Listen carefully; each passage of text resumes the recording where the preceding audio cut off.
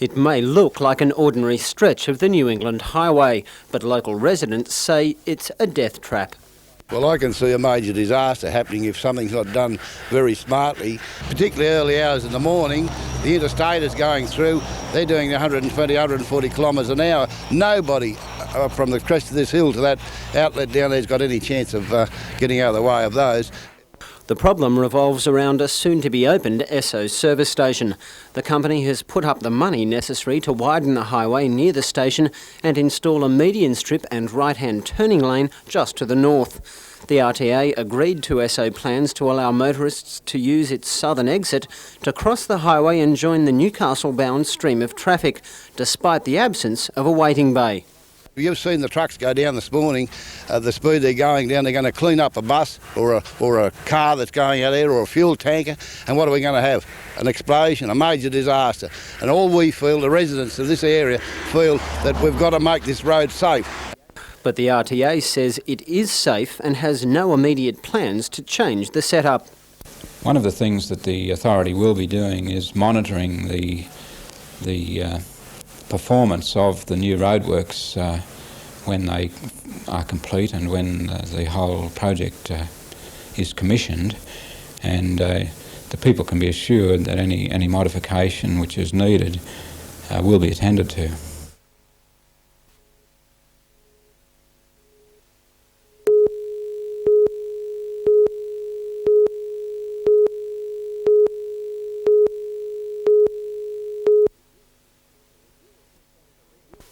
A review of the state's water police by the Police and Emergency Services Backbench Committee rated the Intrepid a good vessel, but inappropriate for either harbour patrols or offshore rescues. The Intrepid was expected to remain in service for the next 3 years, but its future is now under a cloud. Responding today to the committee's criticism of the vessel, State Water Police Chief Inspector Gordon Welling said the Intrepid had been on loan to Newcastle and would be taken back to Sydney. It would be replaced by the ageing and slow but reliable steel-hulled Stockpile, which left Newcastle for a refit last year and hasn't been seen since. Inspector Welling said it passed survey with flying colours and is awaiting installation of technical equipment before returning for the summer peak boating season. The report also recommended that the Water Police purchase half a dozen steel-hulled vessels over the next 5 years to upgrade the fleet. One option police considered was buying the fiberglass rigid inflatable rescue boats built by Carrington Slipways. The vessels were made for the now defunct Victorian branch of the National Safety Council and have yet to find a buyer. However, Inspector Welling said the rescue boats were too specialised to take on the many roles of a police patrol boat.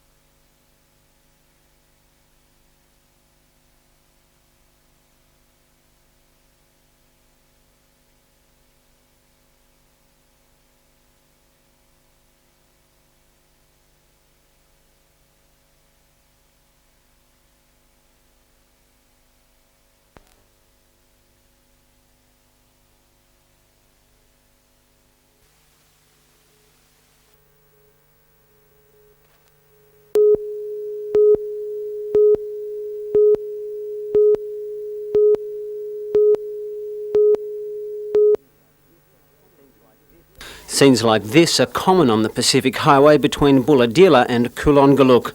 The 22-kilometre stretch of road is perhaps the most notorious on the east coast of Australia. Over the past 5 years, it has been the scene of almost 300 accidents and 14 fatalities. The Roads and Traffic Authority admits the current route over the Bulahdelah Range is simply too dangerous and has investigated 3 possible alternatives. The first, involving a deviation to the west of the existing road, has been dismissed as being too expensive and destructive of a large area of state forest. Similarly, plans to modify the current route would have to involve either a tunnel through the O'Sullivan's Gap Flora Reserve or a deviation almost as treacherous as the original. Both would involve major roadworks and a massive disruption of traffic flow. Instead, the RTA's own environmental impact statement recommends this new eastern route, designed to bypass Wootton and eliminate many dangerous winding bends. The RTA has recommended the eastern route, the main reasons there being that that route is less environmentally damaging and is a much less costly route. The plans will be on display for public comment until October 12, but even if all proceeds smoothly, a safer road is still several treacherous years away. If everything went perfectly, there were no hang-ups with funding and we got a bit less wet weather, we could see a road there in 2 to 4 years. That's after the funding is provided? Yes, that's after the funding is provided, yeah. Construction time, 2 to 4 years.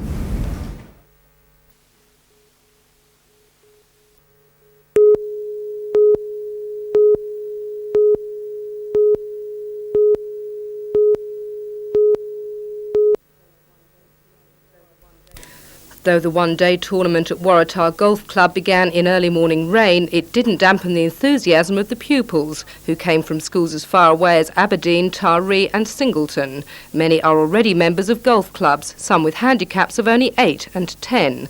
The more experienced golfers took on the full 18-hole course, while the beginners competed for the best of 9 holes. Winners of the team's championship trophy were St Paul's Burrigal with 227 points, closely followed by St Mary's Gateshead with 228 points. The junior girls' scratch event went to Sally Geary of St Clair's High School Taree. The junior boys was won by Owen O'Brien of St Paul's Burrigal.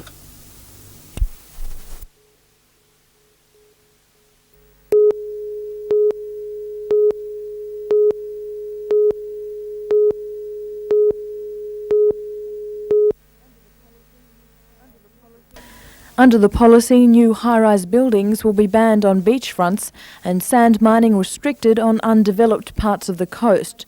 The policy applies to land within a 1 kilometre strip from the low water mark and extends 3 nautical miles out to sea. All beaches designated Crown land will be registered in the name of the people of New South Wales and controlled by the National Parks and Wildlife Service. To all intents and purposes, they will be part of the National Park. The Park Service will be declared the trustees in perpetuity, and the National Parks Act will apply to those areas, and indeed, if necessary, will change the law to make sure that there is no inhibition in that. But in the past, Crown land status has not protected land from development. An application for the lease of part of the North Entrance Peninsula is currently before the Minister for Lands for approval for a resort development. Environmental groups are cynical and say the policy is nothing more than a rehash of existing controls.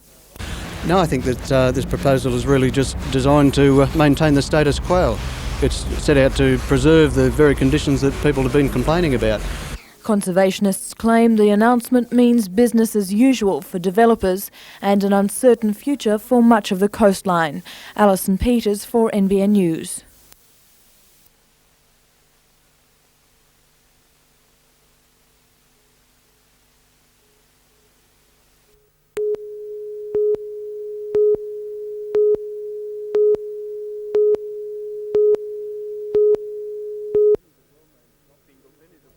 Singleton is a well-known stop to many of the 1.5 million tourists attracted to the Hunter each year. It's always had its share of overnighters and sightseers, but the Shire Council was concerned it was being bypassed as a destination in its own right. A $20,000 study confirmed those fears. We're having a stock take and looking at a new start for tourism in Singleton. We've had a lot of dedicated amateurs who have done a lot towards tourism in Singleton. Now we're hoping to take a professional approach. The report recommended that Council disband its 90-member tourist association and install a 4-person committee of 2 councillors and 2 community representatives. The Tourist Information Office on the approach to town will be closed and information will be distributed through service stations and businesses. The Council's limited tourism expenditure will target campsites and amenities to help people take advantage of the area's natural attractions. A main priority will be road repairs and signposting. Tourism infrastructure includes roads, and you're not going to get people to visit areas where the roads are in poor condition. Just outside Singleton, Lake St Clair is the jewel in the crown of an overall tourism plan. Council is currently considering a development concept that could see a country club and heritage village built along the shoreline. The first stages of such a development would include 50 to 100 cabins and a kiosk, camping grounds, horse riding and boating services.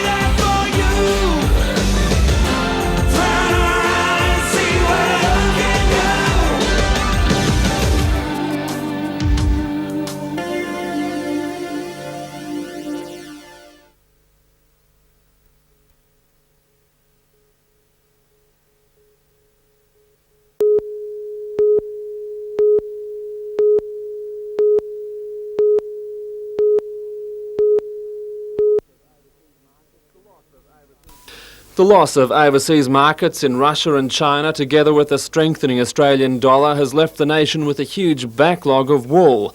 Bales not reaching the floor price at auction are bought up by the Australian Wool Council using a grower levy called the wool tax. Earlier this year, Primary Industry Minister John Kerrin lowered the floor price of wool from 870 to 700 cents a kilo in a bid to attract more overseas customers.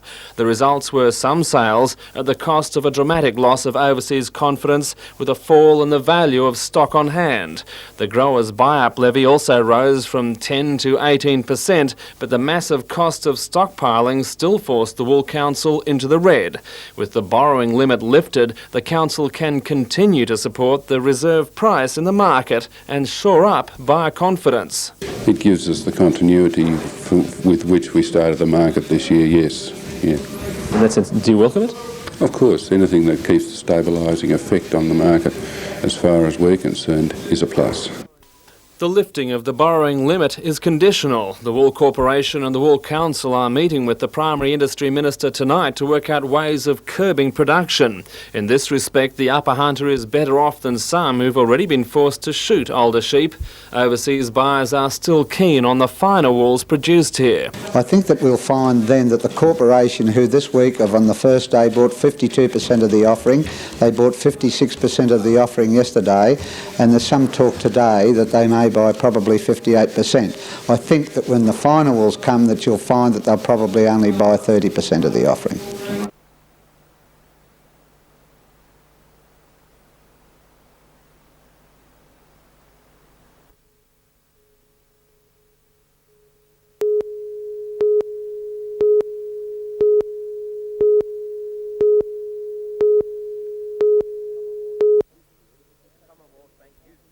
The Commonwealth Bank Youth Series has attracted teams from Hastings, the Central Coast, Coffs Harbour, Illawarra, Tamworth and Newcastle, and they will compete in age divisions from under-10s who will play T-ball to under-16s.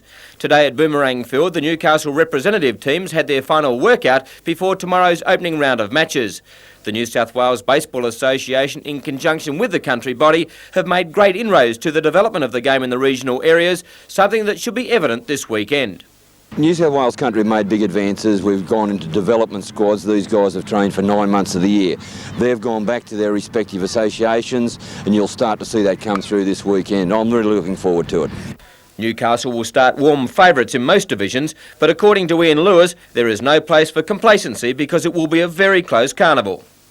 In the past, yes. This year, I think we might do it a little bit hard. The other associations that we've spent a lot of time in working with, the coaches, to bring those others up to standard, they're slowly coming on Newcastle, and that's great.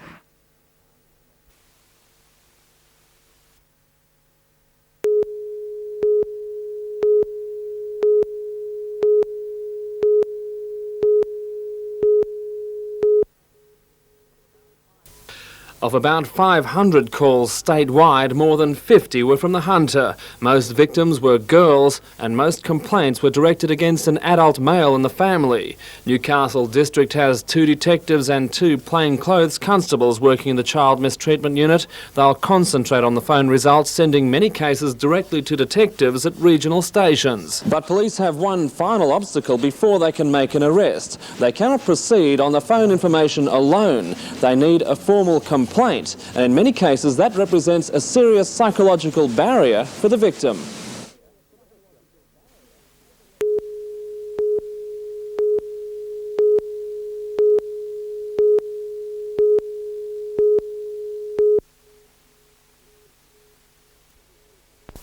It was business as usual on Monday at the Voca Communications store. Manager Andrew Smith closed the shop at 5 p.m. and didn't return until 8 o'clock the following morning.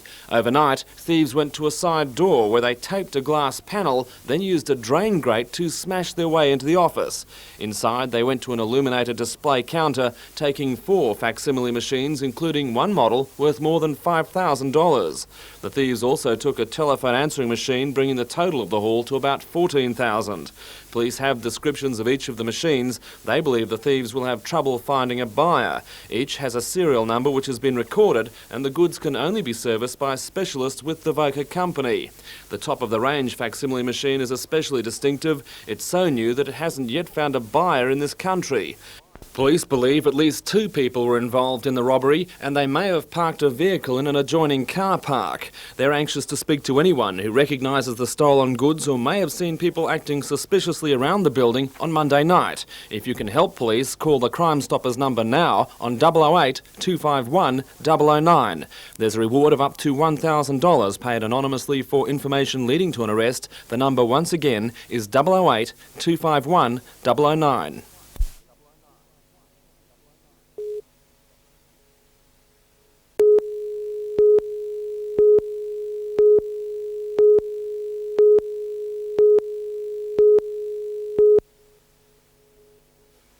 Working in a male-dominated career doesn't bother Jenny Lee Taylor. Oh, I've never had any trouble. I grew up with 3 brothers, so I get along with males pretty well. She's the only female and possibly the best shipwright employed by Carrington Slipways. After starting a career in chemical engineering, Jenny Lee turned her talents to shipbuilding, working with the Hunter Valley Training Company on the William IV Bicentennial project. I like the idea of building a shape that's not a box. It's got lines to it that has to be fair, and it's sort of like an art you have to learn. So I like that idea and took it up. Jenny Lee has been with Carrington Slipways for nearly 18 months, and in that time has helped build this $4 million luxury catamaran for a tourist operation on the Barrier Reef. As well as working and studying at Tice Hill TAFE, Jenny Lee has added motherhood to her list of achievements. Once she's completed her apprenticeship in December, Jenny Lee hopes to continue working with the Slipways as a naval architect. Jodie McKay for NBN News.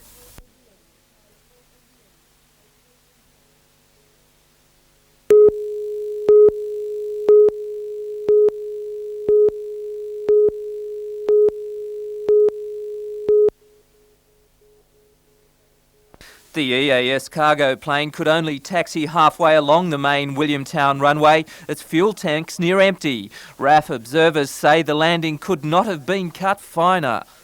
We were really kilometres away from a very serious accident, tragedy indeed.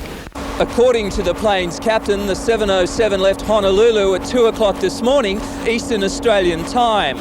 But strong headwinds across the Pacific slowed the plane down and dramatically increased fuel consumption. At 11:45, just north of Newcastle, the pilot realised he couldn't make his goal of Sydney and contacted Williamtown Air Traffic Control for an emergency landing. On board the English 707, a crew of 6, 12 passengers, grooms for a cargo of 10 show-jumping horses. The plane landed without incident. 12,000 litres of fuel was pumped into the jet, ready to continue its flight. But a routine engine check found a mechanical fault and the plane was grounded for several hours. Late this afternoon, it's understood the plane was seeking clearance to continue to Sydney. Peter Ryan, NBN News.